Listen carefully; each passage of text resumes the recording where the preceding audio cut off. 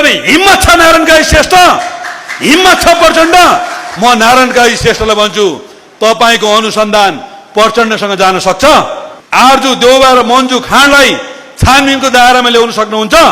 होइन भने तपाईका फुर्सा भाषणको कुनै अर्थ छैन। नक्कली भुटानी शरणार्थी प्रकरणको दुलो प्रचण्डतिर सोध्यो, आरजुतिर सोध्यो, मन्जु खानतिर सोध्यो। पछाडि बा भएका 3 बा, केपी बा, देउबा, नानिका बा, पछाडि बा भएकाहरूलाई ससम्मान बिदा गरौँ, किनकि अगाडि बा भएकाहरू डोजर लिएर निस्किसके।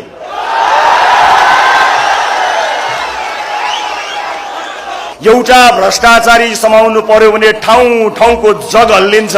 अहिले एउटा आँटिलो जनताको छोरो डोजर बोकेर निस्किएको छ अनि उसलाई भनिएको छ कानुनका छिद्रहरूभित्र छिरेर न्यायालयसम्म पहुँच भएका मान्छेहरूले 2 मिनेट मात्र समय पाएछन् भने अदालत पुगेर त्यो व्यतिथिलाई निरन्तरता दिनेछन्। त्यो बुझेको छोरो डोजर लिएर यसै निस्किएको छैन हो। शुभकामना दिएका थियौँ, के भनेका थियौँ र? गाली गलौजको विरुद्ध हामीले गुड लक भनेका थियौँ, केही ह्यासट्याग बनाएका थियौँ, हामीले केही क्रिएटिभ तरिकाले सृजनात्मक ढङ्गले प्रतिकार गरेका हौँ नि। त्यसकारणले हामीमाथि एकदमै धेरै आरोप छ। हाम्रा समर्थकहरू, हाम्रा सदस्यहरू सामाजिक सञ्जालमा असहिष्णु छन्, असाध्यै धेरै गाली गलौज गर्छन् भनेर एउटा आरोप लागेको छ। अब त्यो आरोप खपेर बस्न मिल्दैन। एउटा राजनीतिक दलका रूपमा समर्थकहरूले जे मन लाग्यो त्यही भनिरहँदाखेरि त्यो दलका नेताहरूलाई त्यसको असर पर्छ। यो कुरा माया गर्नुहुने, समर्थन गर्ने तपाईँ साथीहरूको अगाडि नभने मैले कसका अगाडि भन्ने? मैले तपाईँहरूलाई यति बिन्ती नगरे म कसका अगाडि बिन्ती गर्ने? पार्टी सभापतिका हिसाबले म फेरि पनि तपाईँहरू मार्फत सबैलाई भन्न चाहन्छु, आएका गाली आलोचनाहरूलाई त्योभन्दा तल गएर गाली गर्नु हुँदैन हो। आफ्नो नेतालाई बचाउनुपर्छ। सबैले आफ्नो नेतालाई बचाउँछन्। आफ्नो नेता इमानमा रहेका दिनसम्म बचाउने हो। इमान छोडेको दिन कसैले बचाउनु पर्दैन। म यो पनि तपाईँहरूलाई भन्न चाहन्छु, पर्दैन बचाउन। इमानमा रहन्जेलसम्म बचाउनु पर्छ। मात्र यति हो कि सभ्य शिष्ट ढङ्गले बचाइदिनु भयो भने ओहो। अब ड्राफ्ट गर्ने कुरामा भयो, सहमति बन्यो भनौँ न, अन्तिम चरणमै पुगिहाल्यो। त्यसलाई ड्राफ्ट त गर्नु पर्यो भनेर नेताहरूलाई ड्राफ्ट गर्ने जिम्मा दिइएको छ। त्यो भोलिलाई टुङ्गिन्छ, भोलिसम्ममा खुल्छ भन्नेमा विश्वस्त छु भनेर हिजो बोलेर जानुभएको तपाईँ। भोलिको संसद खुल्नेमा कतिको विश्वस्त हुनुहुन्छ? विश्वस्त छु, एकदम विश्वस्त। अब हामीले हाम्रो भूमिका एउटा भनौँ न, जुन ढङ्गको हामी भनौँ न, जुन एउटा ठाउँमा हामी छौँ, हामी जुन ठाउँमा छौँ त्यो ठाउँमा बसेर हामीले निर्वाह गर्नुपर्ने भूमिका यहाँले देखिहाल्नु भयो। हामीले 2वटा बैठकमा नै हामी एउटा आफ्नो जिम्मेवार एउटा प्रतिपक्ष दलको भूमिका निर्वाह गरेर यहाँसम्म ल्याइ पुर्याएको जस्तो हामीलाई लाग्छ। अब बाँकी अब नेताजीहरूको यहाँलाई थाहा छैन, चाहिँ देख्दै आउनु भएको, भोग्दै आउनु भएको हो। अब त्यो एकदम अर्कै चिजमा गयो, कुनै अन्य कुनै कुराले काम गर्यो भने अब त्यो बेग्लै कुरा हो। तर अब ड्राफ्टसम्म पुगिसकेर एउटा सहमतिमा पुग्यो भनेपछि आशावादी बनौँ। हुन्छ, हामी एकदम विश्वस्त छौँ। हस्, धन्यवाद। उच्च स्तरीय छानबिन समिति गठन गर्ने विषयमा सहमति जुटेको हो कि होइन? होइन, सुन्नु न, यसका बारेमा भोलि हामी टुङ्गोमा पुग्छौँ। टुङ्गिएको छैन, छलफल भएको छ। सबै विकल्पमा छलफल भएको छ। सकारात्मक छलफल भएको छ, सौहार्दपूर्ण ढङ्गले भएको छ र भोलि टुङ्गिन्छ भन्ने हामीलाई विश्वास छ। भोलिसम्मलाई बाँकी छ भनेपछि भोलिको संसद बैठक पनि सूचना टाँसेर बन्द हुन्छ कि भोलि चल्छ? भोलि छानबिनमा चाहिँ तपाईँहरू पनि विश्वस्त हुनु भएन छ जस्तो देखियो नि त। त्यसो अहिले कसरी अनुमान गर्नुभयो? भोलि टुङ्गिन्छ भन्दैछु, त्यसपछि अनुमान गरिदिनु न ल। भोलिको संसद चल्छ। धन्यवाद। सर्वप्रथम त यो भ्रष्टाचारको कुरामा हामी साँच्चै कति सिरियस छौँ भन्ने मेरो ठुलो प्रश्न छ। म नभएको दिनमा मेरो नामलाई इङ्कित गरेर अनेक थरीका प्रश्नहरू उठेको छ र आज पनि उठेको मैले पाएको छु। एउटा त म के भन्न चाहन्छु भने एउटा नारीले आफ्नो हैसियतमा राजनीति गरेको यो देशमा सही हुँदैन रहेछ। जसले जति क्रिटिसाइज गरे पनि मैले केही बिराएको छैन, म डराउँदिनँ। यो वक्तव्य सँगसँगै सुरु हुन्छ र यो टुङ्गिने क्रममा सबैको सहयोगमा यो बजेट कार्यान्वयन भयो भने 6% को आर्थिक वृद्धि हुन्छ र मुद्रास्फीति 6.5% सीमित हुन्छ भन्ने उहाँले अनुमान गर्नुभएको छ। यसको कार्यान्वयनबाट लगानीको विस्तार हुन्छ, रोजगारीको अवसरमा वृद्धि हुन्छ, अर्थतन्त्र गतिशील हुन्छ, वित्तीय अनुशासन कायम हुन्छ, राजस्वको लक्ष्य पूरा हुन्छ भन्ने आशा राख्नुभएको छ, अपेक्षा गर्नुभएको छ, अनुमानहरू गर्नुभएको छ। माननीय अर्थमन्त्रीले राख्नुभएका यी अपेक्षाहरू पुरा हुन्, शुभकामना छ र हाम्रो पार्टी नेपाली कांग्रेसको तर्फबाट यो बजेट कार्यान्वयन गर्नका लागि माननीय अर्थमन्त्रीलाई, नेपाल सरकारलाई सम्पूर्ण रूपमा साथ र सहयोग रहन्छ भन्ने कुराको प्रतिबद्धता पनि छ। यो बजेट कार्यान्वयन हुने चक्र 1 वर्षमा पुरा हुन्छ। मलाई के विश्वास छ भने आज जुन माननीय अर्थमन्त्रीले यो बजेट प्रस्ताव गर्नुभएको छ, 1 वर्षसम्म माननीय अर्थमन्त्रीको रूपमा रहनुहुन्छ भन्ने मलाई पूर्ण रूपमा विश्वास छ। अर्थात् आज जुन अनुमान, प्रक्षेपण, दावी जे कुराहरू गर्नुभएको छ, परिणाममा ती अनुमानहरू मिले कि मिलेनन्, प्रक्षेपणहरू मिले कि मिलेनन्, दावीहरू सही ठहरिए कि ठहरेनन् भनेर हामीले 1 वर्ष पछाडि यसको मूल्याङ्कन गर्नुपर्ने हुन्छ। 1 वर्ष पछाडि उपलब्ध तथ्य, तथ्याङ्क, सूचनाहरूको आधारमा यसको बारेमा प्रशस्त छलफल हुने नै छ, प्रश्नोत्तर हुने नै छ। तर ती छलफल र प्रश्नोत्तर संसदभित्र केही सांसदहरूले गर्ने कुराहरूसँग मात्रै सीमित भने रहँदैन। जसरी माननीय अर्थमन्त्रीले सुरुमै भन्नुभएको छ, जनभावनालाई सम्बोधन गर्ने, जनअपेक्षालाई सम्बोधन गर्ने कुरा बजेट तर्जुमा गर्दै गर्दा मैले सबभन्दा बढी ख्याल गरेको छु भनेर भनेको जस्तै यसको मूल्याङ्कन गर्दै गर्दा पनि ती साना व्यापारीहरू जसले थोरै ऋण लिएका छन् तर आज ऋणको ब्याज तिर्न नसकेर उनको उठीवास लागेको छ, ती सानसानो पसल खोल्ने मानिसहरू जसले सटर बन्द गरेर भागेका छन्, त्यसै गरिकन सानसानो उद्योग सञ्चालन गर्नेहरू जसले अलिकति स्केल अप गर्नु भन्ने सोचेका थिए तर स्केल अप गर्ने कुरा होइन, भएकै आफ्नो माल सामानले बजार नपाउँदै गर्दा छोडेर हिँड्नुपर्ने अवस्था भएको छ। वा लामो समयदेखि स्थापित भएको ठुल्ठुलो उद्योग धन्दा, कल कारखाना, व्यापार जसले मैले आफूले अनुभव गर्दै गर्दा पहिलोपटक यति धेरै नैराश्यता व्यक्त गरिरहेको छ, उनीहरूले 1 वर्षभित्रमा बजेटको कार्यान्वयन हुँदै गर्दा कति अङ्क दिन्छन् भन्ने कुरा धेरै हदसम्म अर्थमन्त्रीको सफलता वा बजेटको सफलता त्यसले निर्धारण गर्छ। माननीय अर्थमन्त्रीले प्रस्तुत गर्दै गर्दा अर्थतन्त्र र बजेट प्रणालीमा देखिएका चुनौतीहरूलाई 7वटा बुँदामा व्यक्त गर्नुभएको छ। हाम्रो अर्थतन्त्रमा देखिएको जुन चुनौती अहिले हामीले बेहोरिरहेका छौँ, यसका केही बाह्य कारणहरू छन् जो हाम्रो नियन्त्रणमा छैनन्। केही हाम्रा संरचनागत समस्याहरू छन्, त्यो एक रातमा सृजना भएको होइन।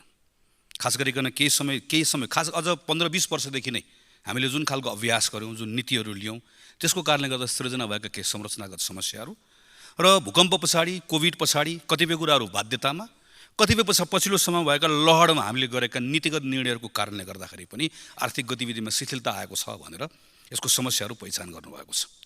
न्यून आर्थिक वृद्धि छ, रोजगारी पनि अत्यन्त कम सृजना हुन्छ, वर्षको 50-60 हजार जम्मा रोजगारी सृजना गर्छ। यो दुईटामा यदि मुद्रास्फीति अहिले अलिकति घटेको त छ तर अझै पनि यो सीमाभित्र आउँछ कि भन्ने बारेमा आशंका छ। यदि यो तीनटाको गठबन्धन भयो भने एकातिर न्यून आर्थिक वृद्धि, अर्कोतिर अत्यन्त कम रोजगारीको सृजना अनि अर्कोतिर मुद्रास्फीति यदि नियन्त्रणमा आएन भनेदेखि र तीनटाको गठबन्धन भयो भने यसको डरलाग्दो सामाजिक मूल्य तिर्नुपर्छ भन्नेतर्फ पनि अर्थमन्त्री सचेत देखिनुहुन्छ। हाम्रो साधारण खर्च बढ्दै गएको, पुँजीगत खर्च कम र कम प्रभावकारी भएको चिन्ता पनि जायज छ। बाह्य क्षेत्रमा केही कुराहरूको सुधार भएको छ, वास्तविक क्षेत्रमा पनि खास गरिकन पर्यटनको क्षेत्रमा केही सुधारका सङ्केतहरू देखिएका छन्। वित्तीय क्षेत्रमा पनि ब्याङ्कमा अहिले तरलताको अभाव छैन र बाह्य हामीले हेऱ्यौँ भने भारत र चीनमा संसारभरि देखिएको आर्थिक मन्दीका बावजुद पनि भारत र चीनको जुन आर्थिक गतिशीलता छ यसले हामीलाई केही आश्वस्त पारेको छ। अर्थमन्त्रीले पहिचान गर्नुभएको विषयहरू पनि ठिक छन्। यो सँगसँगै बजेट प्रणालीमा सुधार गर्ने कुरा, पुँजीगत खर्चको खास गरिकन यसलाई कार्यान्वयनमा सुधार गर्ने कुरा, यसको प्रभावकारिता बढाउने कुरा, साधारण खर्च घटाउने कुरा, कर प्रणालीमा सुधार गर्ने कुराहरूका सन्दर्भमा उहाँले एउटा लामो सूची नै प्रस्तुत गर्नुभएको छ। यसको पक्षमा यसलाई अझ सुधार गर्ने तर्फमा मान्य सदस्यहरूले विगत केही दिनदेखि लगातार सुझावहरू दिइराख्नु भएको छ। थुप्रै कुराहरू बाहिर आइसकेका छन्, यसलाई अर्थमन्त्रीजीले सकारात्मक रूपमा लिनुभएको छ भन्ने मैले विश्वास राखेको छु। यी विषयहरूको बारेमा धेरै कुराहरू भनिराख्नु परेन। यो बजेट वक्तव्यमै आएका म यसरी पुँजीगत खर्च सुधार गर्छु, म यसरी साधारण खर्च घटाउँछु, म यसरी कर प्रणालीमा सुधार गर्छु जुन प्रस्ताव गर्नुभएको छ त्यही प्रस्तावभित्र रहेर के कुराहरू थप गर्न सकिएला भन्ने मेरो केही अब्जर्भेसनहरू मात्रै राख्न चाहन्छु। पहिलो कुरा बजेटको आकार। मलाई के अनुमान छ भने यो बजेटको जुन आकार अहिले प्रस्ताव गरिएको छ माननीय अर्थमन्त्रीजी आफै पनि यत्रो आकार ल्याउन चाहनुहुन्न थियो भन्ने मेरो अनुमान हो, मेरो कुनै सूचना होइन। किनकि यो अवास्तविक छ भन्ने कुरा पक्कै पनि उहाँले राम्रोसँग बुझ्नु भएको छ। त्यसैले यहाँ अब यो प्रस्तुत भइसकेपछि यसलाई डिफेन्ड पनि गर्नु पर्यो। यो अवास्तविक छ भन्ने कुरालाई मनमा लागे पनि होइन भनेर भन्नुपर्ने स्थिति बन्छ तर यसलाई कार्यान्वयन गरेर परिणाम लिएर आउने हो भने चाहिँ मेरो पहिलो सुझाव भनेको यो अवास्तविक छ भन्ने कुरालाई स्वीकार चाहिँ गर्नु होला। यो अवास्तविक छ, यसको आकार यत्रो हुनै सक्दैन थियो, अहिले आकार यस्तो हुन नसक्दै पनि आकार यत्रो बनाइयो भन्ने कुरा मानेर बजेटको कार्यान्वयन गर्न सुरु गरियो भने बजेटबाट अपेक्षा गरेका परिणामहरू प्राप्त गर्न सजिलो हुन्छ। होइन भनेदेखि भने यो अवास्तविक बजेटको आकारलाई बोकेर यसलाई डिफेन्ड गर्दा गर्दै यो सिरक यदि सानो हुँदै गर्दाखेरि माथि ताने तल पुग्दैन, तल ताने माथि पुग्दैन। कि त जिउलाई छुट्याउनु पर्ने हुन्छ कि सिरक बढाउनु पर्ने हुन्छ, दुईटै अवस्था हामीसँग रहँदैन। यसलाई पहिलो कुरा स्वीकार गर्नुपर्ने हुन्छ।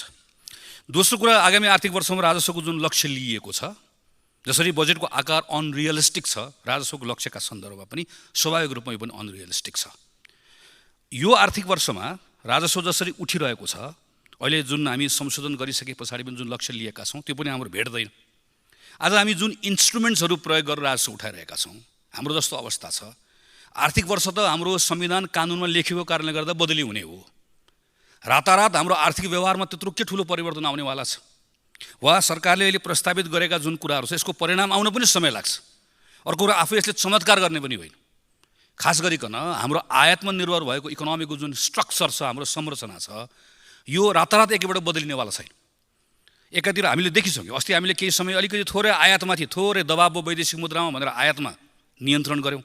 आयातमा नियन्त्रण गर्न साथै के भयो, वैदेशिक मुद्रा त सञ्चित त बढ्यो, तर हाम्रो राजस्व जुन हामीले उठ्थी थियो त्यो व्यापक रूपमा घट्यो।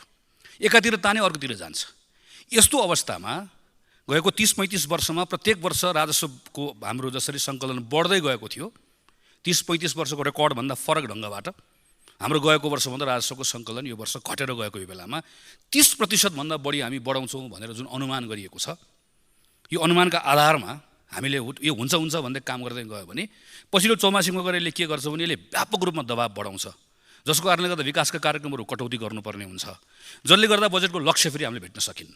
त्यसैले सुरुदेखि यसका बारेमा पनि रियलिस्टिक हुन मेरो सुझाव छ। अर्को कुरा भनेको जुन अनुमान गरिएको छ केमा बढ्ला भन्दा हामीले भ्याटीमा, आयकरमा, एक्साइजमा सबैतिर समान ढङ्गले 24.34% वृद्धि हुन्छ भनेर भनेका छौँ।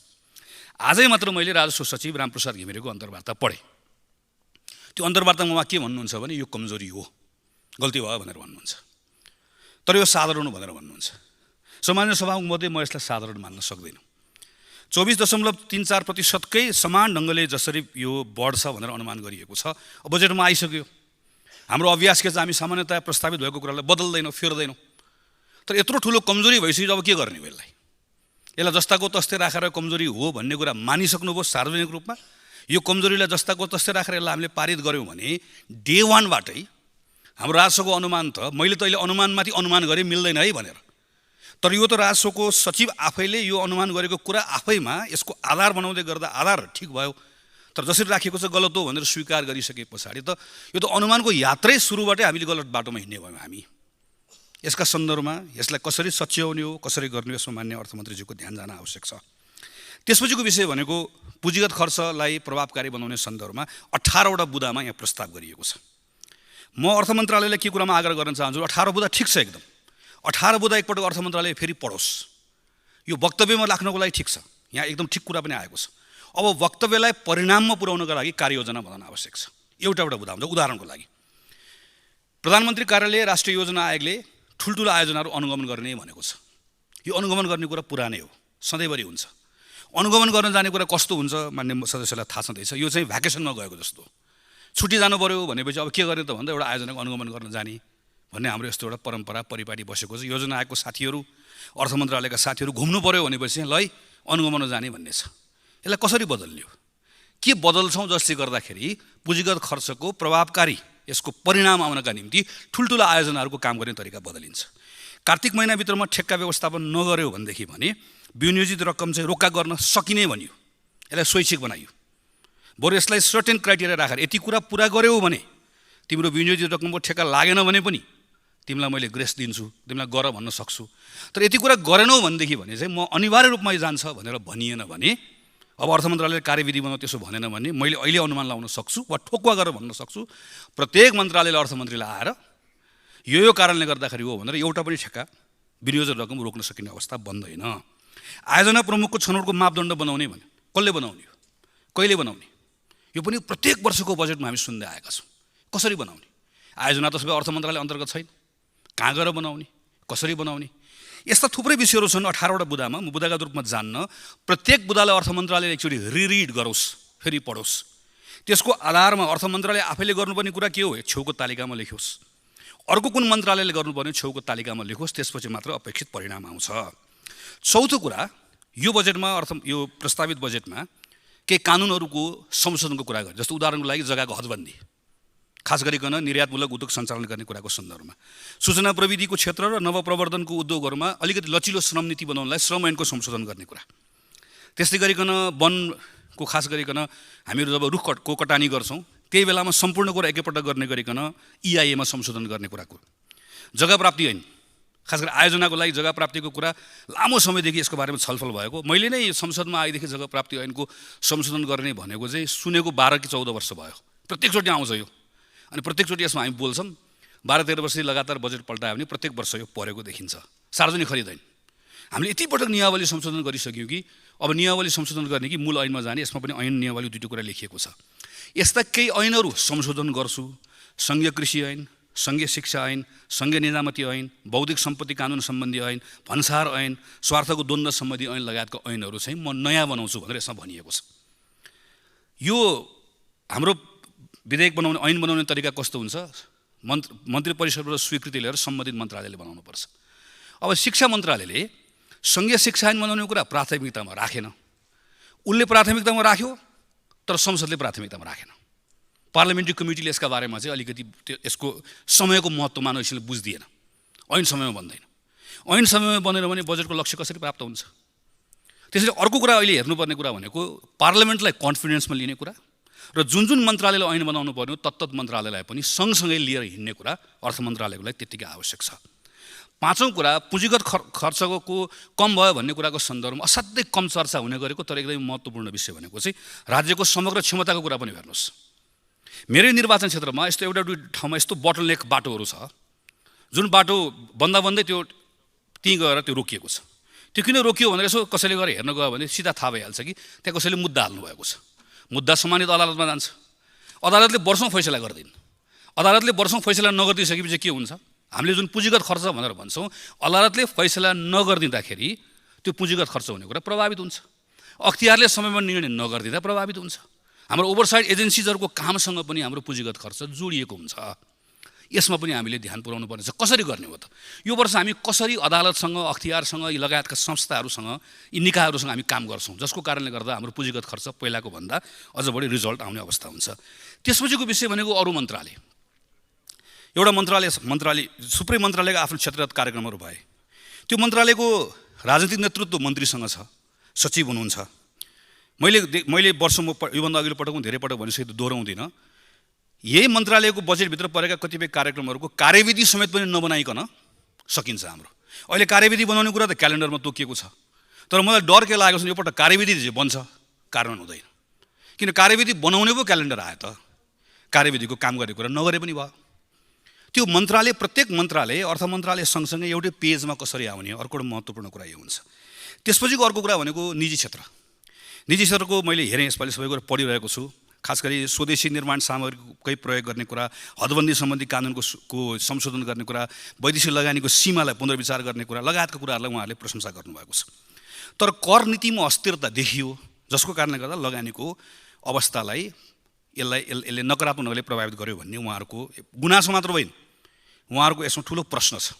अर्थ मन्त्रालयले कसरी उहाँहरूलाई आश्वस्त बनाउँछ?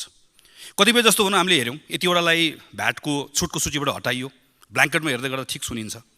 जस्तो उदाहरणको लागि टिकटिङको क्षेत्रमा काम गर्ने ट्राभल एजेन्सीको साथीहरू के भन्नुहुन्छ भनेदेखि यो जस्ताको तस्तै लागू भयो भने हामीहरूको 100औँ ट्राभल एजेन्सीहरू बन्द हुने अवस्थामा आउँछ भनेर भन्नुहुन्छ। 1 खरबभन्दा बढी नेपालमा अन्डा र कुखुराको क्षेत्रमा, मासुको क्षेत्रमा लगानी छ। अहिले कस्तो एउटा आएको छ, हामी पशु मन्त्रालयले के भन्छ भने सकेसम्म मासु चाहिँ फ्रोजन गरेर खाऊ भनेर भन्छ। तर हामीहरू के गर्छौँ? हामीले अहिले कस्तो ल्याएको छौँ भनेदेखि टुक्रा पारेर काटेर मासु बेच्यो भने चाहिँ त्यसले त्यो चाहिँ भ्याटबाट छुट पाएको छ। तर फ्रोजन गऱ्यो भनेदेखि त्यो फ्रोजन मासुमा चाहिँ भ्याट लगाउने भनेर ल्याइदिएको छ। यसबाट खास गरिकन कुखुरा, अन्डाको क्षेत्रमा काम गरेको साथीहरू आतङ्कित हुनुभएको छ। कतिपय कुराहरू सायद चाहिँ अर्थ मन्त्रालयले थप छलफल गर्न पनि आवश्यक होला। उदाहरणको लागि आलु प्याज, यहाँ पनि लामो छलफल भएको छ। आलु प्याजमा भ्याट लगाउँदै गर्दाखेरिको पक्कै पनि सोचेको कुरा भनेको स्थानीय कृषकहरूलाई उसको उत्पादनले बजार पाउँछ, मूल्य पाउँछ भन्ने कुरा होला। तर स्थानीय कृषकहरूले बजार पनि नपाउने, भान्सा पनि महँगो हुने स्थिति आयो भनेदेखि पनि यो थप प्रत्युत्पादक हुन्छ। कसरी मिलाउने हो? कृषि मन्त्रालयसँग कहाँनिर गएर जोडिन्छौँ हामी कसरी काम गर्छौँ, प्राइभेट सेक्टरसँग कसरी काम गर्छौँ, यो कुराहरूको बारेमा पनि थप छलफल गर्न आवश्यक छ भन्ने लाग्छ मलाई। राष्ट्र ब्याङ्कसँगको सम्बन्धलाई थप पारदर्शी कसरी बनाउने, थप खुला कसरी बनाउने अर्को सायद महत्त्वपूर्ण विषय होला। यसपछिको विषय भनेको राजस्व, खास छुटको बारेमा जुन करको व्यवस्था गरिएको छ यसमा छुट दिने निर्णय गरी पुगिहाल्यो।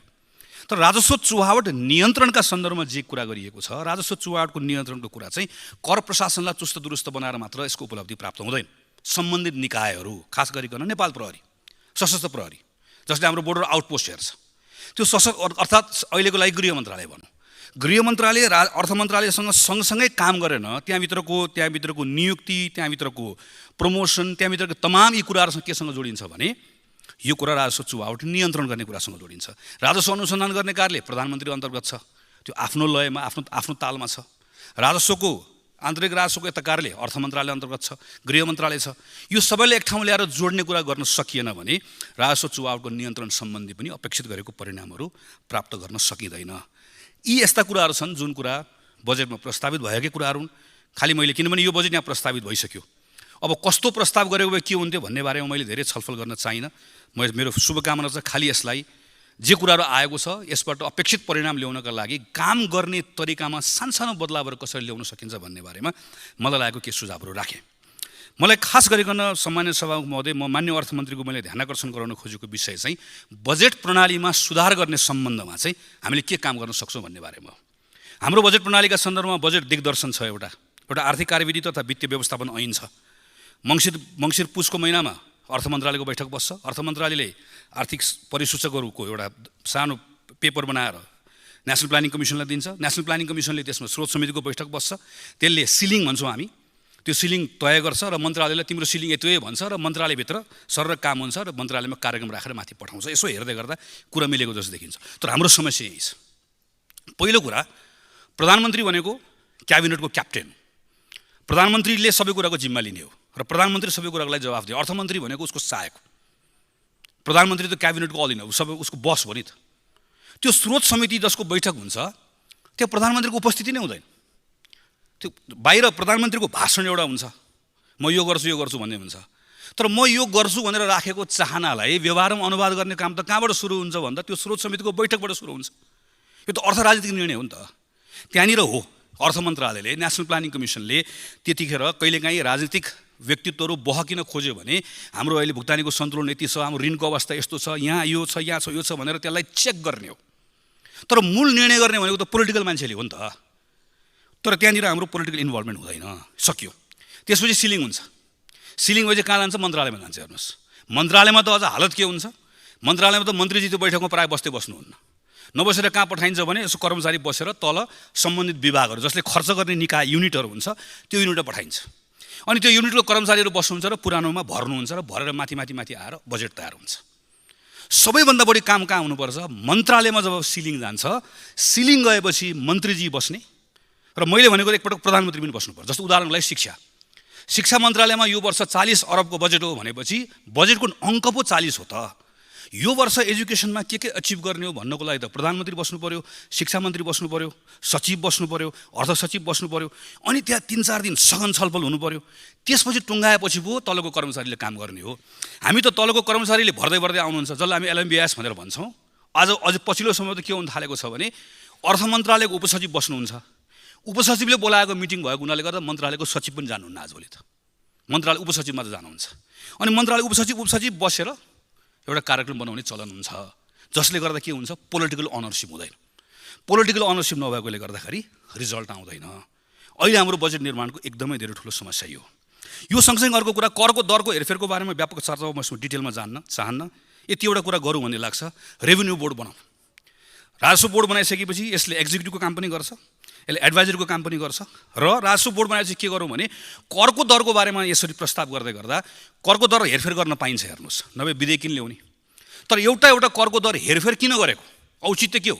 मैले छुट दिएँ भने त्यो छुटको भार कति पर्यो? छुट हटाएँ भने त्यो हटाउँदै गर्दा छुट दिँदै गर्दाखेरिको जुन उद्देश्य राखिएको थियो त्यसमा फरक कति लिएर आयो?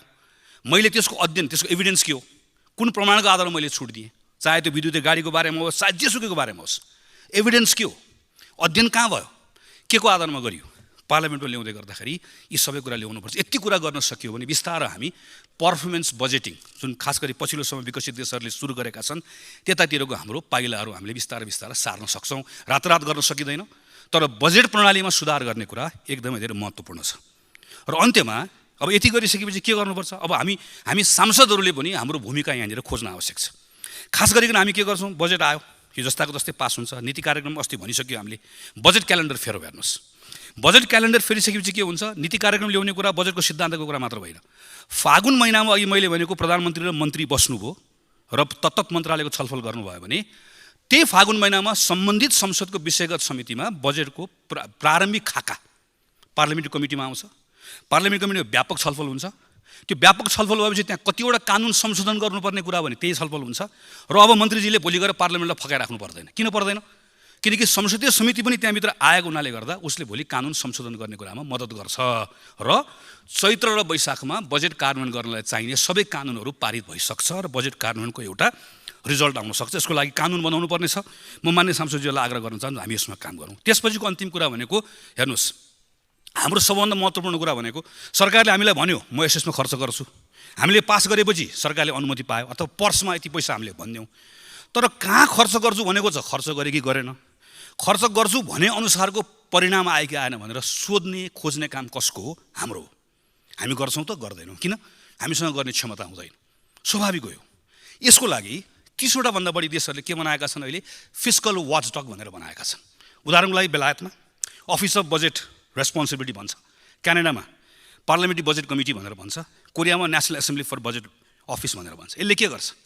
जस्तो बेलायतमा वर्षको 2 पटक इन्डिपेन्डेन्ट अफिस हुन्छ। यसले यस्तो बजेट डकुमेन्ट उसले पढ्छ, पढेको आधारमा कति कुरा पुरा भयो कति कुरा पुरा भएन भने वर्षको 2 पटक संसदमा यसले प्रस्तुत गर्छ अनि व्यापक संसदमा छलफल हुन्छ। अनि संसददेखि के हुन्छ? सरकार डराउँछ। किन? अब त के हुन्छ? यो ल्याएपछि संसदसँग सरकारसँग बहुमत छ, जस्ताको जस्तै पास भइहाल्छ, डराउनै परेन। बिचमा कसैले पनि खोज्दैन, डराउनै परेन। त्यस्तै गरी क्यानाडामा त अझ के हुन्छ? क्यानाडामा त अझ एउटा एमपीलाई समेत पनि वर्षभरिमा यो बजेटको डकुमेन्टमा कुनै कुरामा प्रश्न गर्न मन लाग्यो भने, डेटा चाहियो भने इन्डिपेन्डेन्ट अफिस हुन्छ, त्यो अफिसले अध्ययन गरेर सम्बन्धित सांसदलाई बताइदिन्छ। यो किन चाहिन्छ भने हाम्रो बजेटका सन्दर्भमा बजेट पनि अर्थ मन्त्रालयले लिएर आउँछ, यसको समीक्षा पनि अर्थ मन्त्रालयले लिएर आउँछ।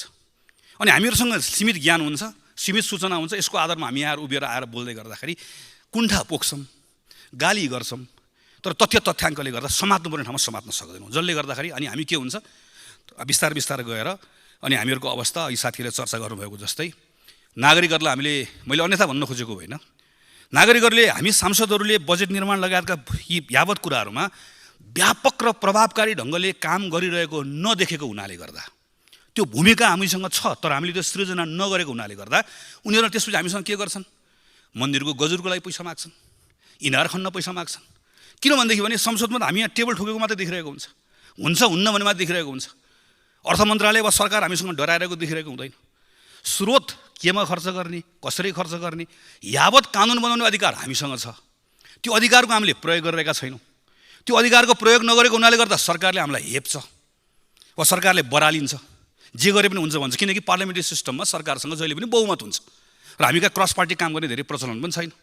त्यसैले मान्य सदस्यहरूले मेरो आग्रह चाहिँ यो आर्थिक वर्ष अलिकति हामीले काम गर्ने, यो बजेट त पास भएर जान्छ, कति कुरा सचिएला, तर यो वर्षभरि हामीले काम गऱ्यौँ भने, केही नयाँ कानुनमा काम गऱ्यो भने अर्को वर्षदेखि चाहिँ हामी यहाँ आएर बोल्ने, यहाँ आएर चाहिँ एकदम ठुलो कुरा गर्ने, लास्टमा त्यहाँ गइसकेपछि चाहिँ यसो एकजना मन्त्रीजीले यसो कुनातिर हेरेर यसो खल्तीमा सानो चिरकटो हालिदिएर मन्त्रीजी यसपालि यो चाहिँ पारिदिनु पऱ्यो भनेर भन्नुपर्ने हालत हामी सबैको किन भएको छ भनेदेखि भने चाहिँ हाम्रो हातमा भएको अधिकार हामीले प्रयोग नगर्दा यस्तो हालत भएको। हाम्रो हातमा भएको अधिकार हामी प्रयोग गरौँ त। हामी यो सबै कानुनहरू बनाउने विषयका सन्दर्भमा सही ढङ्गले यसलाई संसदको खास गरिकन हाम्रो ओभरसाइट एजेन्सीका रूपमा जुन हाम्रो दायित्व हो, हाम्रो अधिकार हो, त्यो अधिकारको हामीले प्रयोग गऱ्यौँ भनेदेखि भने बजेट निर्माण प्रणाली पनि सुधार हुन्छ, बजेटको परिणाम ल्याउने कुराको सन्दर्भमा पनि संसदको भूमिका पनि बढ्छ र हामी विधायकहरू, हामी सांसदहरू जे कामको लागि आएको हो त्यसो हामी अरू काममा हामी लाग्नु पर्दैन। त्यसपछि नागरिकले पनि हामीलाई तिमीले यो गरेनौ भनेर धेरै कुरा भन्न हुन्न। किन हुन्न भने उहाँहरूले हामीले गरेको देख्नुहुन्छ र सरकार संसदले बनाएको सरकार जसलाई हामी पैसा खर्च गर्ने अख्तियारी दिन्छौँ त्यो प्रत्येक पल हामीसँग डराउँछ। हामीले प्रश्न गर्छौँ भनेर ऊ हामीसँग डर पनि हामीसँग हुन्छ, भर पनि हामीसँग हुन्छ। अहिले भर मात्रै छ, पास भइहाल्छ, भर परेको छ, डर छैन। किन छैन भने जान्छन् कहाँ, आइहाल्छन् चिरकटो बोकेर, मन्त्रालय आउँछन्, कहीँ न कहीँ आउँछन्, धाउँछन् भन्ने अवस्था छ। यसलाई बदल्न सकिने हामीसँग अधिकार छ। हाम्रो अधिकारको प्रयोग गरौँ, यही कुराको आग्रह गर्दै र यो आर्थिक वर्षमा जुन उद्देश्य। सर्वप्रथम प्रश्नकर्ता मान्य श्री अच्युत प्रसाद मैनालीलाई सम्माननीय प्रधानमन्त्रीसँग प्रश्न सोध्न अनुमति दिन्छु। सम्मान्य सभामुखज्यूको अनुमतिबाट म सम्मान्य प्रधानमन्त्रीज्यूलाई मेरा केही जिज्ञासाहरू राख्ने अनुमति चाहन्छु।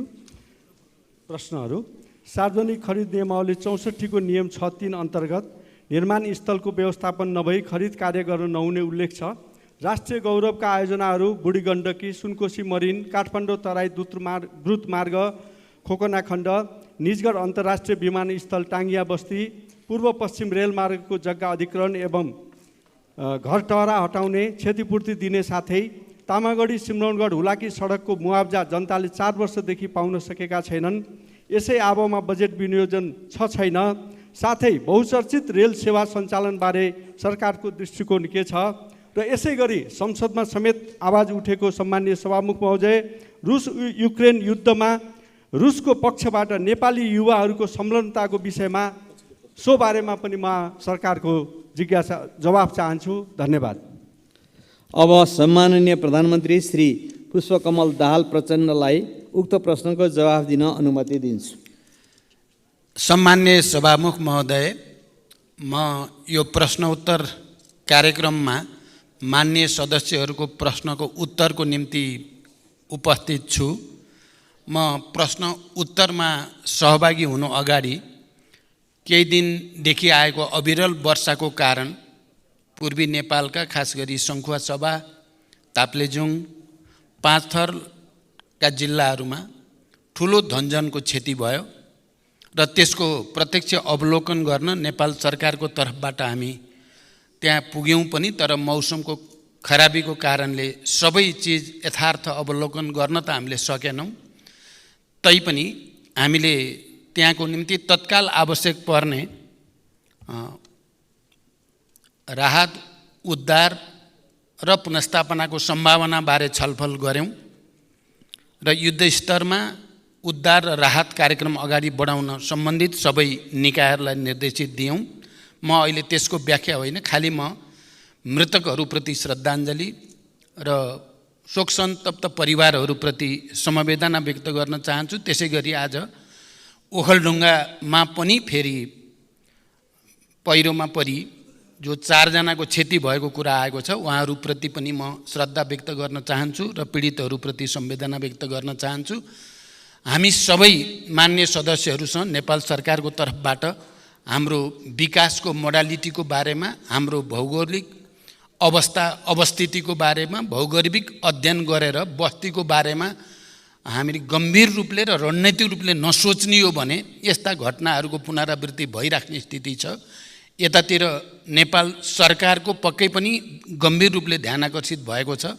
म सबै मान्य सदस्यहरूले पनि यो विषयलाई हामीले दीर्घकालीन ढङ्गले विचार गर्न जरुरी छ भन्ने आग्रह गर्न चाहन्छु। अब म प्रश्न उत्तरतिरै लाग्छु। सरकारले राष्ट्रिय गौरवका आयोजनामा बजेट सुनिश्चित गर्ने गरेको छ। राष्ट्रिय गौरवका आयोजनाहरूमा विनियोजित रकम कम हुने अवस्थामा पनि आवश्यकता अनुसार थप बजेटको व्यवस्था गर्ने गरिएको छ। निजगढ अन्तर्राष्ट्रिय विमानस्थल आगामी आर्थिक वर्षमा साइट क्लियरेन्स गर्ने कार्य सम्पन्न गर्ने कुरामा सरकारको गहिरो ध्यान छ। रेल सेवा सञ्चालन गर्ने बारेमा सरकार सकारात्मक रहेको छ।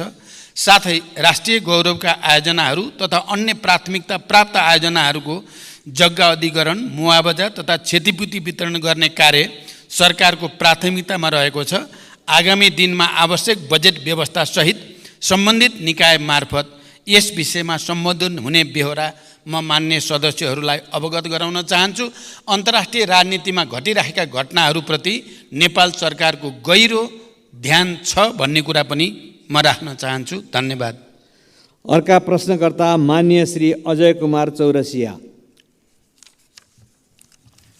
सम्माननीय सभामुख महोदय, सम्माननीय प्रधानमंत्री ज्यू, लगभग 70% राजस्व मध्य प्रदेशको वीरगन्जबाट सङ्कलन हुन्छ। जनसङ्ख्या अन्य प्रदेशभन्दा बढी भएको तर बजेट विनियोजन मध्य प्रदेशमा सबभन्दा कम किन भयो? पर्साको वीरगन्ज सरकारको प्राथमिकतामा किन परेन? वीरगन्ज सहरको स्तर उन्नतिको लागि के कार्यक्रम आएको छ?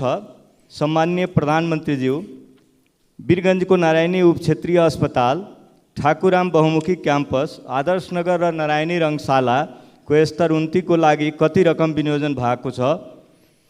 स्वास्थ्य, शिक्षा र कृषि र रोजगारको राम्रो व्यवस्था बिना कुनै पनि मुलुकको उन्नति प्रगति हुन सक्दैन भन्ने थाहा हुँदाहुँदै यसमा सरकारको पर्याप्त ध्यान किन जान सकिरहेको छैन?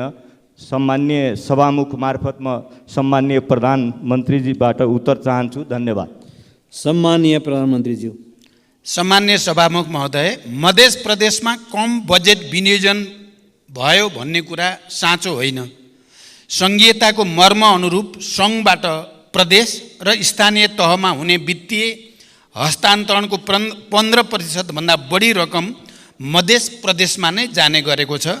यसका अतिरिक्त सङ्घबाट सञ्चालन हुने पूर्व पश्चिम राजमार्ग, पथलैया वीरगन्ज कोरिडोर, चन्द्रपुर गौर राजमार्ग, हुलाकी राजमार्ग, सुनकोशी मरिन डाइभर्सन, बागमती कमला चन्द्र नहर लगायतका सिँचाइ आयोजना, विभिन्न औद्योगिक पूर्वाधार तथा व्यापारिक पूर्वाधार आयोजनाहरू तराई मधेसलाई लक्षित गरी नै अगाडि बढेका छन्। तराई मधेस समृद्धि कार्यक्रम, मधेसलाई काठमाडौँसँग जोड्ने द्रुत मार्ग लगायतका ठुला परियोजनाहरू पनि मध्य प्रदेशमा नै पर्ने र तिनको समयबद्ध कार्यान्वयनका लागि यथेष्ट बजेट विनियोजन गरिएको छ। सञ्चालनमा रहेका आयोजनाहरूको कार्यप्रगति र आवश्यकताका आधारमा बजेट विनियोजन हुने भएकोले बजेटको अङ्कसँगै त्यसले पार्ने बृहत्तर प्रभावलाई समेत सकारात्मक रूपमा लिइदिन हुन म मान्य सदस्यहरूलाई विशेष आग्रह गर्न चाहन्छु। पर्साको वीरगन्जको विकास सरकारको प्राथमिकतामा छ। नारायणी रङ्गशालामा आगामी वर्षका लागि 1,50,00,000 विनियोजन गरिएको छ। नारायणी अस्पतालको लागि रु 41,30,00,000 विनियोजन गरिएको छ।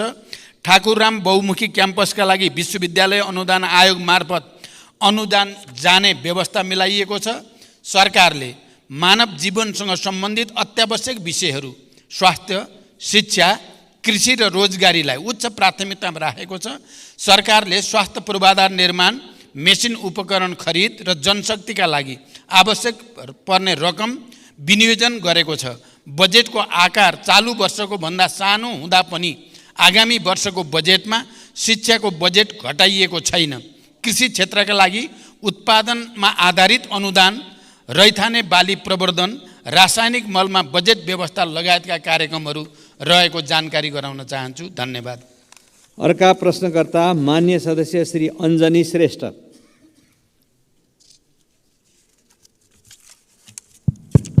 सम्माननीय सभामुख महोदय, सम्माननीय सभामुख मार्फत प्रधानमन्त्रीसँग प्रश्न राख्न चाहन्छु। यस गरिमामय सदनमा शून्य समय, विशेष समय र आकस्मिक समयमा उठाएका जनतासँग सरोकार भएका प्रश्नहरूको उत्तर कहिले आउँदैन, किन? यो सदनमा प्रस्तुत बजेटमा 77 जिल्लालाई सम्बोधन गर्दा जनतालाई सरकार छ कि छैन महसुस भएन। अबका दिनमा सरकार जनतासँगै रहेको महसुस कसरी दिलाउन सकिन्छ भन्ने जिज्ञासा राख्न चाहन्छु। धन्यवाद। सम्माननीय प्रधानमन्त्री। अहिले भर्खरै बोल्ने मान्य सदस्यको मैले नाम थाहा पाउनु पर्ने भयो। अञ्जनी श्रेष्ठ।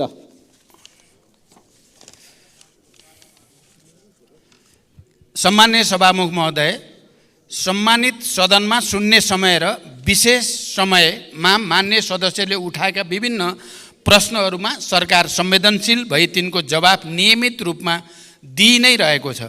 सदनमा उठाइएका प्रश्न र जिज्ञासाहरूको जवाफ दिने जिम्मेवारी र उत्तरदायित्वबाट सरकार कहिल्यै पछि हटेको छैन र कहिल्यै पछि हट्ने पनि छैन। राष्ट्र र नागरिकको समग्र हित तथा समुन्नतिका लागि सरकार सदैव प्रयत्नशील रहँदै आएको छ र प्रयत्नशील रहि नै रहनेछ। जनसरकारका विविध विषयलाई उचित सम्बोधन गर्दै तथा विकास निर्माण कार्यलाई गति दिँदै सरकार र नागरिक बीचको सम्बन्धलाई सुदृढ बनाउन सरकार दृढ सङ्कल्पित रहेको जानकारी गराउँछु। धन्यवाद। अर्का प्रश्नकर्ता मान्य श्री अनिता देवी। मान्य श्री अनिता देवी।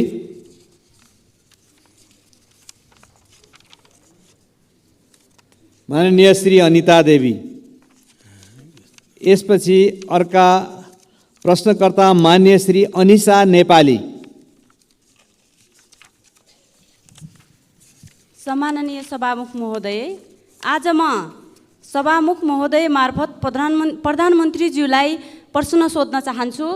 सम्माननीय प्रधानमन्त्रीज्यूको हालै सम्पन्न भारत भ्रमणमा भारतले नेपालबाट 10,000 मेगावाट विद्युत खरिद गर्ने सहमति भएको जानकारी आयो। उक्त 10,000 मेगावाट कुन कुन आयोजनाबाट के कति परिमाण र कुन दरमा भारतले खरिद गर्न खोजेको हो? खरिद सम्झौता कहिलेबाट सुरु हुन्छ र कहिलेसम्मको लागि हो? नेपालकै लगानीको विदेशी कम्पनीले ठेक्कामा निर्माण गरेका योजनाको विद्युत खरिद हुन्छ हुँदैन? यस सम्बन्धमा के कस्तो कार्यविधि तयार हुँदैछ? यस्तो महत्त्वपूर्ण विषय संसदको जानकारीको विषय हो कि होइन? धन्यवाद। सम्माननीय प्रधानमन्त्री। सम्माननीय सभामुख महोदय, भर्खरै मैले मित्र राष्ट्र भारतको भ्रमण गर्दा नेपालको जलविद्युत विकासका लागि लगानी भित्र्याउन र उत्पादित विद्युत निर्यात गर्ने सम्बन्धमा महत्त्वपूर्ण कार्यहरू भएका छन्। भारत सरकारले आगामी 10 वर्षमा नेपालबाट 10,000 मेगावाट जलविद्युत खरिद गर्ने प्रतिबद्धता भारतीय प्रधानमन्त्री श्री नरेन्द्र मोदीजीले व्यक्त गर्नुभएको कुरा अवगत भएकै छ। भारतसँगको दीर्घकालीन ऊर्जा व्यापार सम्झौतामा प्रारम्भिक हस्ताक्षर भ्रमणकै दौरानमा भइ पनि सकेको छ। सम्झौतामा अन्तिम हस्ताक्षर छिटै हुने विश्वास छ। देशमा हाल वर्षायाममा विद्युत उत्पादन क्षमता करिब 2800 मेगावाट रहेको छ भने अधिकतम खपत करिब 1900 मेगावाट पिक डिमान्ड रहेको अवस्था छ। आन्तरिक खपतभन्दा बढी भएको ऊर्जा खेर जान नदिने गरी छिमेकी भारतमा विद्युत निर्यात भइरहेको छ। यसबाट देशको व्यापार घाटा न्यूनीकरण गर्न समेत महत्त्वपूर्ण योगदान पुगिरहेको छ। देशभित्र नै अधिकतम आन्तरिक विद्युतीय ऊर्जा खपत वृद्धि गर्न सरकारले ऊर्जा खपत सम्बन्धी कार्ययोजना ल्याइसकेको छ र सो अनुसार काम अगाडि बढिरहेको कुरा पनि म यो सम्मानित सदनलाई जानकारी गराउन चाहन्छु। हाम्रो देशमा जलविद्युत उत्पादनको अत्यधिक सम्भावना रहेको र देशको समृद्धि हासिल गर्नका लागि एउटा महत्त्वपूर्ण स्रोतको रूपमा ऊर्जा व्यापार हुन सक्ने तथ्य निर्विवाद रूपमा रहेको छ। आन्तरिक खपतभन्दा बढी उत्पादन भएको विद्युतलाई निर्यात गरेर देशको आर्थिक विकासमा योगदान पुर्याउने लक्ष्य सरकारले लिएको छ र देशको आन्तरिक खपतलाई हेरेर अल्पकालीन, मध्यकालीन र दीर्घकालीन रूपमा खरिद सम्झौता गरिनेछ। हाल नेपाल सरकार एवं निजी क्षेत्रबाट निर्माणाधीन निर्माणको तयारीका अवस्थामा रहेका विद्युत आयोजनाहरूबाट उत्पादन हुने विद्युत मध्ये आन्तरिक खपत गरी बाँकी हुने विद्युत मात्र निर्यात गरिने नीति नेपाल सरकारको रहेको कुरा पनि म स्पष्ट गर्न चाहन्छु। आवश्यकता अनुसार निर्यात हुने परिमाणलाई मन्त्रालयका सचिव स्तरीय समितिले थपघट गर्न सक्ने व्यवस्था समेत रहेको छ। प्रचलित कानुनको परिधिभित्र रही विद्युत व्यापार हुनेछ। यस सम्बन्धी कार्यविधि ऊर्जा, जलस्रोत तथा सिँचाइ मन्त्रालय र नेपाल विद्युत प्राधिकरणबाट तयार पार्ने काम अगाडि बढिरहेको जानकारी गराउँछु। धन्यवाद। अर्का प्रश्नकर्ता मान्य श्री अब्दुल खान।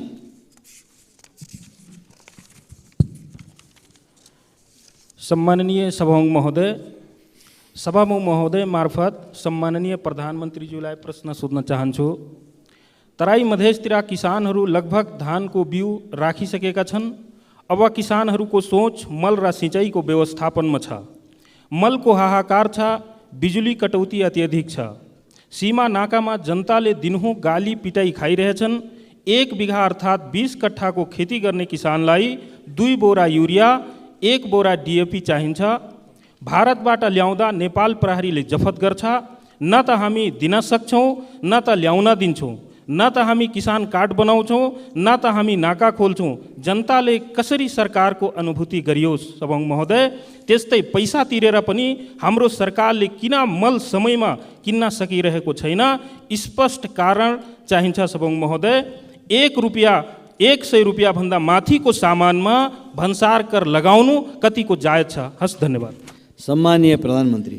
सम्मान्य सभामुख महोदय, रासायनिक मलको आपूर्ति व्यवस्था विगतका वर्षहरूमा भन्दा सुदृढ भएको जानकारी गराउन चाहन्छु। 2079 श्रावण महिनादेखि हालसम्म 3,51,000 मेट्रिक टन रासायनिक मल आयात भएको छ। त्यो मध्ये 71,000 मेट्रिक टन विभिन्न बिक्री डिपोहरूमा मौजदात रहेको छ। भारतको कलकत्ताबाट 45,000 मेट्रिक टन डिएपी यो महिनाभित्र नेपाल भित्रिने व्यवस्था गरिएको छ। धान रोप्ने सिजनमा विगतको जस्तो मल अभाव हुने अवस्था यसपटक रहेको छैन। सुरुमा रासायनिक मलको लागि रु 15 अरब विनियोजन भए पनि थप रु 23 अरबको स्रोत सुनिश्चित गरी मल आपूर्ति व्यवस्थालाई सुदृढ गरिएको छ। यसबाट सरकार किसानहरूको लागि रासायनिक मल उपलब्ध गराउन जिम्मेवार रहेको तथ्य प्रमाणित हुन्छ। मलको आयातमा सङ्घीय मन्त्रालयलाई जिम्मेवार बनाइएको छ भने वितरण कार्यमा प्रदेश र स्थानीय तहहरूलाई परिचालन गरिएको छ। मल वितरण प्रणालीलाई पारदर्शी बनाउन मल आपूर्ति र वितरणमा डिजिटल प्रणाली प्रयोगमा ल्याइएको कुरा पनि म मान्य सदस्यहरूलाई जानकारी गराउन चाहन्छु। धन्यवाद। अर्का प्रश्नकर्ता मान्य सदस्य श्री अम्बिका बस्नेत।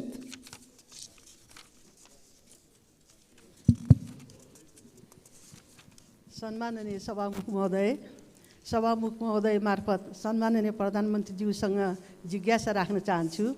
गोकर्णेश्वर नगरपालिका वडा नम्बर 1 शिवपुरी राष्ट्रिय निकुञ्जभित्र पर्दछ। त्यहाँ सर्वसाधारण नागरिकहरूको बसोबास पनि छ। त्यो बस्तीभन्दा बाहिर बस्ने नातागोता भाइ साथीभाइहरू आउँदाखेरि शुल्क तिरेर मात्र जानुपर्छ। त्यही क्षेत्रभित्र गोसाइँकुण्ड जाने बाटो पनि छ, हेलम्बु जाने पुरानो बाटो पनि छ। तर निकुञ्जलाई शुल्क नबुझाइ सहजै अभिलेखीकरण मात्र गरेर आवत जावत गर्न पाइँदैन। यसभन्दा पहिला शुल्क नलाग्ने भनी 2 चोटि क्याबिनेटले निर्णय गरिसकेको भए पनि कार्यान्वयन नभएको जानकारी गराउन चाहन्छु। त्यही राष्ट्रिय निकुञ्जभित्र पर्ने टोखा छहरे हुँदै नुवाकोट जाँदा अभिलेखीकरण मात्र गरेर निर्विवाद आवत जावत गर्न पाइन्छ। एउटै निकुञ्जभित्र त्यस्तो विभेदकारी नियम किन लागू भइरहेको छ? सम्माननीय प्रधानमन्त्रीज्यूसँग मेरो जिज्ञासा छ र साथै त्यस्तो विभेदकारी नीति हट्नुपर्छ भनी जोडदार माग पनि गर्न चाहन्छु। हस्, धन्यवाद। जय नेपाल। सम्माननीय सभामुख महोदय, फेरि मलाई नाम भनिदिनु पर्ने भयो। यहाँ मेरो थोरै चाहिँ यो तलमाथि परेको छ। अम्बिका बस्नेत। मान्य श्री अम्बिका बस्नेतको प्रश्न छ। अम्बिका बस्नेत। अम्बिका बस्नेत।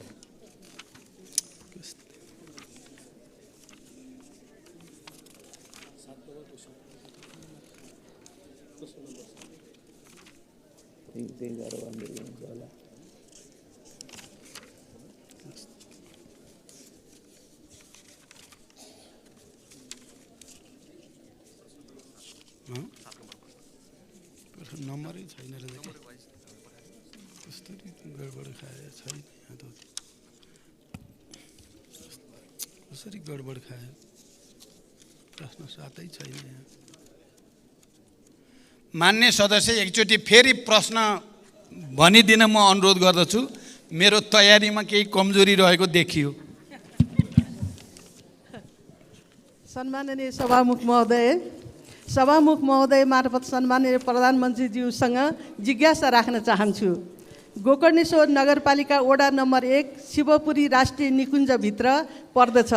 त्यहाँ सर्वसाधारण नागरिकहरूको बसोबास पनि छ। त्यो बस्तीभन्दा बाहिर बस्ने नातागोता साथीभाइ आउँदा शुल्क तिरेर जानुपर्छ। त्यही क्षेत्रभित्र गोसाइँकुण्ड जाने बाटो पनि छ, हेलम्बु जाने पुरानो बाटो पनि छ। तर निकुञ्जलाई शुल्क नबुझाइ सहजै अभिलेखीकरण मात्र गरेर आवत जावत गर्न पाइँदैन। यसभन्दा पहिला शुल्क नलाग्ने भनी 2 चोटि क्याबिनेटले निर्णय गरिसकेको भए पनि कार्यान्वयन नभएको जानकारी गराउन चाहन्छु। त्यही राष्ट्रिय निकुञ्जभित्र पर्ने टोखा छरे हुँदै नुवाकोट जाँदा अभिलेखीकरण मात्र गरेर निर्विवाद आवत जावत गर्न पाइन्छ। एउटै निकुञ्जभित्र त्यस्तो विभेदकारी नियम किन लागू गरिएको छ? सम्माननीय प्रधानमन्त्रीज्यूसँग मेरो जिज्ञासा छ र साथै त्यस्तो विभेदकारी नीति हट्नुपर्छ भनी जोरदार माग पनि गर्न चाहन्छु। हस्, धन्यवाद। जय नेपाल। सम्माननीय प्रधानमन्त्रीज्यू यसको जवाफ जान्छ। सम्माननीय सभामुख महोदय, गोकर्णेश्वर नगरपालिका अन्तर्गत मान्य सदस्यले जे प्रश्न उठाउनु भएको छ यो बारेमा सरकारलाई पहिले पनि त्यस पालिकाका जनप्रतिनिधिहरूले आवाज उठाइसक्नु भएको छ र यो समस्याको समाधान गर्न सरकारले पहल गरिसकेको म यहाँलाई जानकारी गराउन चाहन्छु। धन्यवाद। अर्का प्रश्नकर्ता मान्य सदस्य श्री अमरबहादुर थापा। माननीय सभामुख महोदय मार्फत सम्माननीय प्रधानमन्त्रीज्यूसँग मेरो प्रश्न छ। सरकारको नीति तथा कार्यक्रममा आगामी 80-81 को बजेटमा कर्णाली सुदूरपश्चिम र मध्य प्रदेशलाई विशेष व्यवस्था गर्ने भन्नुभएको थियो र पुस्तिकामा हेर्दा कुनैमा देखिएन त्यो विशेष बजेट कहाँ छ, यसको प्रश्न चाहियो। र कर्णाली प्रदेश र मध्य प्रदेशका जनता गरिबीको रेखामुनि रहेका छन्। ती गरिबीको रेखामुनि रहेका जनताको जीवन स्तर कहिलेसम्म माथि उठ्छ, यसको जवाब चाहियो। र यो देशलाई उत्पादनतिर र यो देशको ढुकुटी बलियो बनाउने यो सरकारको के योजना छ र त्यो संसदलाई जानकारी चाहियो। धन्यवाद। सम्माननीय प्रधानमन्त्रीज्यू। सभामुख महोदय, मान्य सदस्यहरूले मध्य प्रदेशमा बजेट विनियोजनका सम्बन्धमा उठाउनु भएको प्रश्नका सम्बन्धमा मैले भर्खरै यस सम्मानित सदनलाई जानकारी गराइसकेको छु। मान्य सदस्यले कर्णाली प्रदेशमा बजेट विनियोजनका सम्बन्धमा पनि प्रश्न गर्नुभएको सन्दर्भमा कर्णाली प्रदेशका लागि लक्षित गरी कर्णाली समृद्धि कार्यक्रम सञ्चालित छ। हिमाली तथा उच्च पहाडी जीविकोपार्जन कार्यक्रम समेत कर्णाली प्रदेशको माथिल्लो भूभागमा सञ्चालन भइ नै रहेको छ। आगामी वर्षमा कर्णाली प्रदेशमा सिँचाइ तथा नदी नियन्त्रणका लागि छुट्टै बजेटको व्यवस्था गरिएको छ। कर्णाली कोरिडोर सडक राष्ट्रिय गौरवको आयोजनाका रूपमा सञ्चालित छ। राप्ती राजमार्ग, भेरी कोरिडोर, मध्य पहाडी लोकमार्गको कर्णाली खण्ड र मदन भण्डारी राजमार्गको कर्णाली खण्डका लागि सरकारले प्राथमिकताका साथ बजेट विनियोजन गरेको छ। शिक्षा स्वास्थ्यतर्फको बजेटमा समेत सरकारले कर्णालीलाई उच्च प्राथमिकता दिएर राखेको छ। र मान्य सदस्यले जो विकासको समग्र मोडेलको बारेमा कुरा गर्नुभएको छ, मैले पहिले नै यस सम्मानित सदनमा राखेको छु। हामीले नेपालको समग्र विकास मोडेलको बारेमा समीक्षा गर्नुपर्ने आवश्यकता छ र त्यो समीक्षालाई अगाडि बढाउने कुरामा नेपाल सरकार गम्भीर रहेको ध्यानाकर्षण म गराउन चाहन्छु। धन्यवाद। अर्का प्रश्नकर्ता मान्य सदस्य श्री अमरबहादुर रायमाझी। सम्माननीय सभामुख महोदय मार्फत सम्माननीय प्रधानमन्त्रीज्यूलाई केही प्रश्न राख्न चाहन्छु। संसारको ध्यान क्लिन इनर्जीमा गइरहेको छ, तर हाम्रो सरकार यसप्रति बेखबर हो कि जस्तो छ। शक्ति केन्द्रको स्वार्थप्रति नतमस्तक हो बुझ्नै सकिएन। अस्ति प्रधानमन्त्रीज्यू भारत भ्रमण भयो। हाम्रो 10,000 मेगावाट क्लिन इनर्जी भारतलाई बेच्ने सम्झौता गर्नुभयो भने उता पेट्रोल, डिजेल, ग्यास, मट्टीतेल जस्ता उच्च कार्बन उत्सर्जन गर्ने डटी इनर्जीको सजिलो पहुँचको लागि भरतपुरदेखि काँक्राबिटासम्मको पाइपलाइन विस्तारको सम्झौता गरेर आउनुभयो। इनर्जी माथिको अर्काको नियन्त्रणले मुलुकको स्वतन्त्रता खतरामा पर्छ। हामी आफैले विकास गर्न सकिन्छ, तर विद्युत अर्कालाई सुम्पदैछौँ। के सरकारको योजना रणनीति हो? यो नयाँ युगको सुरुवात हो कि परनिर्भरता हो? परनिर्भरताको तयारी हो? जिज्ञासा गर्न चाहन्छु। धन्यवाद। सम्माननीय प्रधानमन्त्री। सभामुख महोदय, हाल देशमा हाइड्रो पावर, सोलर, बायोग्यास जस्ता स्वच्छ ऊर्जा क्लिन इनर्जीको स्रोतबाट विद्युत ऊर्जा उत्पादन भइ नै रहेको छ। वर्षायाममा विद्युत ऊर्जाको मागभन्दा आपूर्ति बढी भइरहेको अवस्था पनि छ। देशमा विद्युतीय र पेट्रोलियम दुवै ऊर्जाको प्रयोग भइरहेको छ।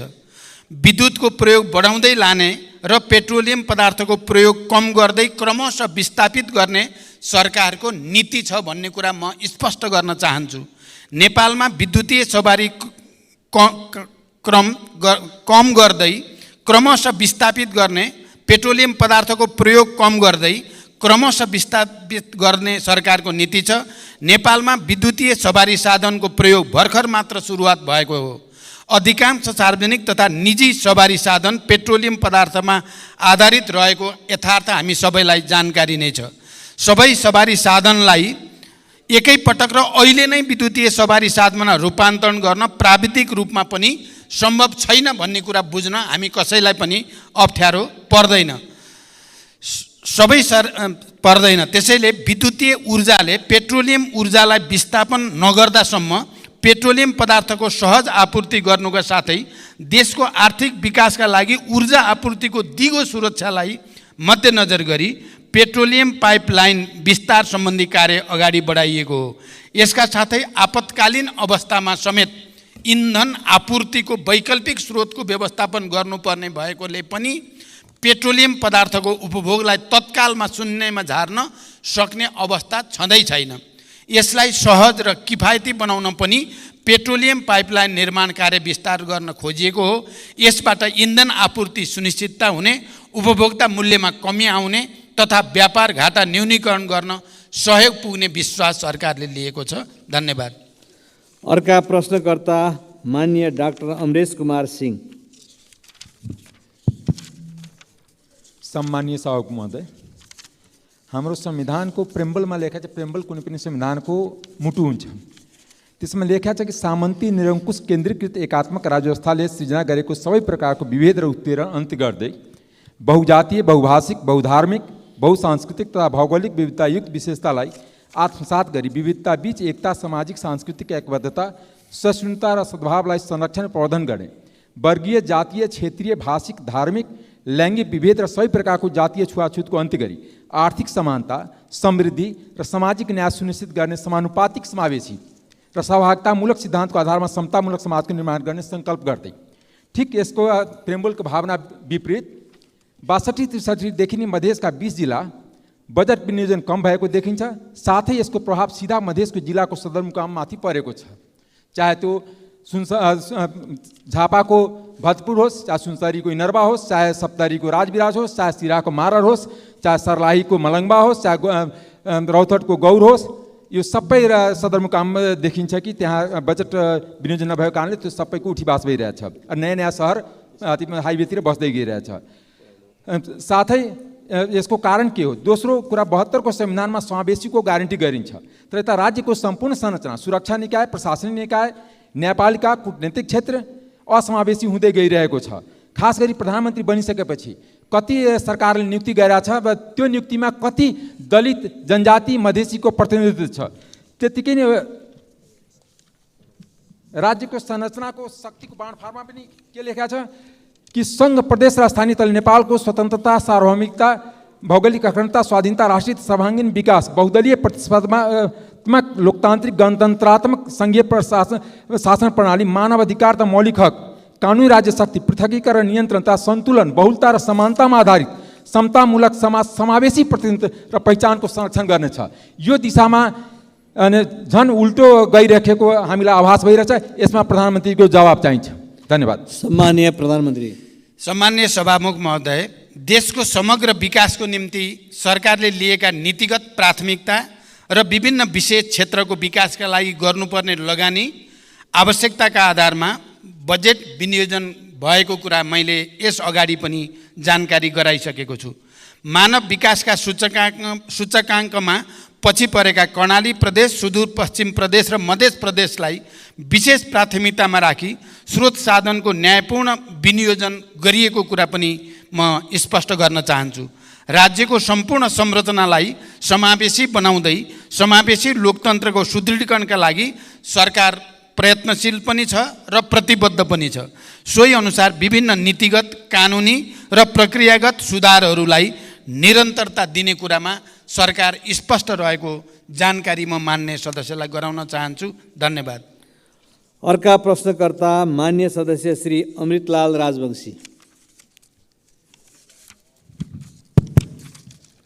सम्मान्य सभामुख महोदय, सम्मान्य सभामुख मार्फत सम्मान्य प्रधानमन्त्रीज्यूलाई प्रश्न सोध्न चाहन्छु। सम्मान्य प्रधानमन्त्रीज्यू, दुधको गुणस्तर जाँच्ने, दुध सम्बन्धी उच्च स्तरीय अध्ययन, किसानसँग प्रत्यक्ष सरोकार भएको, दुधको न्यूनतम समर्थन मूल्य तोक्ने जस्ता महत्त्वपूर्ण कामहरू राष्ट्रिय दुग्ध विकास बोर्ड सरकारले खारेज गर्नुपर्ने कारण के हो, जबकि 2 वर्षभित्र दुधको उत्पादनमा आत्मनिर्भर गर्ने सरकारको लक्ष्य हासिल गर्न यस बोर्डको मुख्य भूमिका रहन्छ।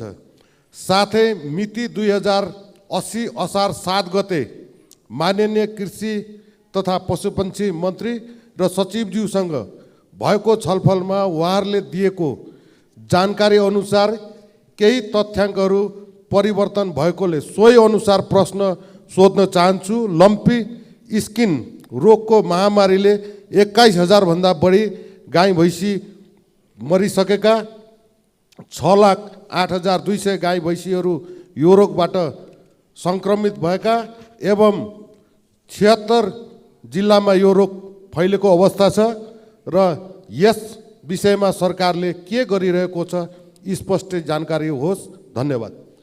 सम्मानीय प्रधानमन्त्री। सम्मान्य सभामुख महोदय, राष्ट्रिय दुग्ध विकास बोर्डको कार्यक्षेत्र र मन्त्रालय एवं विभागबाट सम्पादन भइरहेको कार्य समानान्तर प्रकृतिको रहेको देखिएको हुँदा दोहोरोपन समेत देखिएको र यसलाई खारेज गरी यस सम्बन्धी नियामकीय र प्रवर्धनात्मक कार्य मन्त्रालय र विभागबाट सम्पादन हुने व्यवस्था मिलाइनेछ। हाल सार्वजनिक खर्चमा परेको चाप समेतलाई मध्यनजर गरी यो निर्णय लिइएको म जानकारी गराउन चाहन्छु। लम्पी स्किन रोग नेपालमा पहिलो पटक व्यापक रूपमा फैलिएको अवस्था रहेको छ। रोग लाग्न नदिन र लागेका पशुहरूलाई उपचारको लागि सङ्घ, प्रदेश, स्थानीय तह र विभिन्न संस्थाहरूमा रहेका पशु सेवा प्राविधिक परिचालन गरिएको छ। सङ्घबाट कृषि तथा पशुपन्छी विकास मन्त्रालयले सहसचिवको नेतृत्वमा प्रदेशमा 7 वटा टोली परिचालन गरिएको छ। स्थानीय तह र प्रदेशमा कार्यरत पशु सेवा प्राविधिकहरूलाई अनलाइन तालिमको व्यवस्था गरी क्षमता विकास गर्ने काम भइ नै रहेको छ। यो रोग नियन्त्रण र उपचारका लागि सङ्घीय स्तरबाट चाँडै बजेटको व्यवस्था गरी स्थानीय तहमा पठाउने प्रक्रिया अगाडि बढेको पनि म जानकारी गराउन चाहन्छु। आगामी दिनहरूमा यस्ता सङ्क्रामक रोग फैलिन नदिन क्वारेन्टाइन व्यवस्थापन, जनशक्ति व्यवस्थापन र औषधि उपचारलाई थप सुदृढ गरिनेछ। धन्यवाद। अर्का प्रश्नकर्ता मान्य सदस्य श्री अमृता देवी अग्रहरी।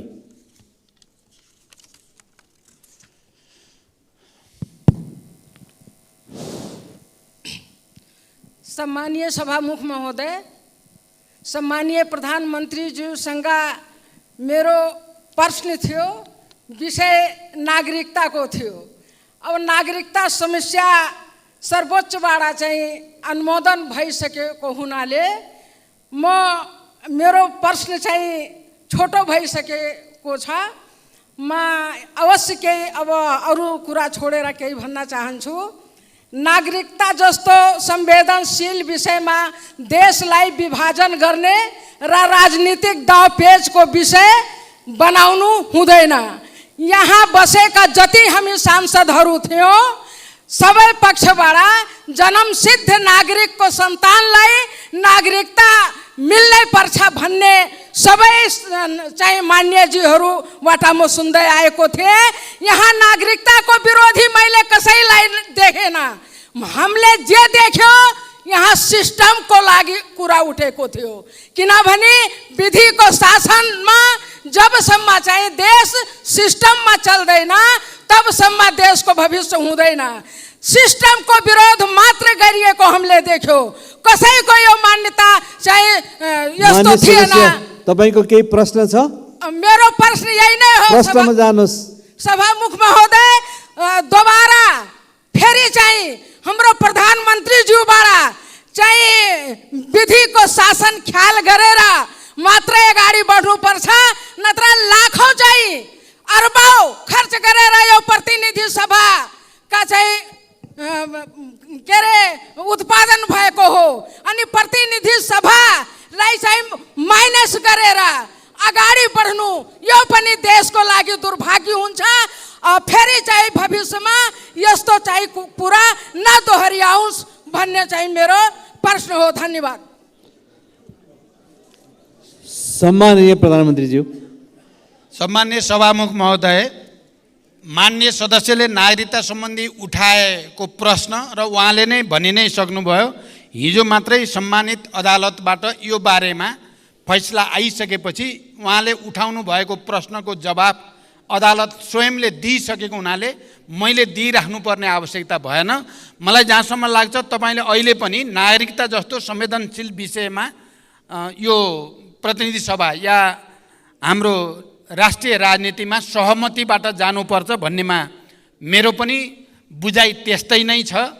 र मैले के बुझेको छु भने अहिले प्रतिपक्षमा रहनुभएका दलका नेताहरू पनि हिजो सत्तापक्षमा हुँदा अहिले हामीले जुन नागरिकताको जस्तो विधेयक अगाडि बढाएका हौँ त्यसमा हाम्रो मूलभूत रूपमा म सहमति नै देख्छु। तैपनि नागरिकता जस्तो संवेदनशील विषयमा देश विभाजित नहोस्, संसद विभाजित नहोस् भन्ने कुरामा तपाईँले गराउनु भएको ध्यानाकर्षणप्रति मैले ध्यानाकर्षण भएको जानकारी गराउँछु। धन्यवाद। अर्का प्रश्नकर्ता माननीय सदस्य श्री अर्जुन नरसिंह केसी।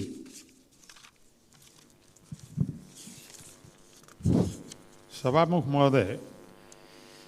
महोदय मार्फत म प्रधानमन्त्रीलाई प्रश्न गर्न चाहन्छु। नेपाल कृषि प्रधान देश, हरेक वर्ष किसान जुन बेला खेतीको समय हुन्छ त्यो मल नपाएर ती किसानहरू हाहाकार पर छटपटिनु पर्ने स्थिति एकातिर छ। तर त्यही समयमा कालो बजारियामा जहाँ जति किन्न पाइन्छ पाइन्छ। त्यो कालो बजारिया नियन्त्रण छ, न मल चाहिँ आपूर्ति गर्न सक्ने स्थिति छ। भर्खरै प्रधानमन्त्रीले 3,50,000 मेट्रिक टनको कुरा गर्नुभयो। वर्षको झन्डै 5,40,000 मेट्रिक टन देशमा आवश्यकता छ।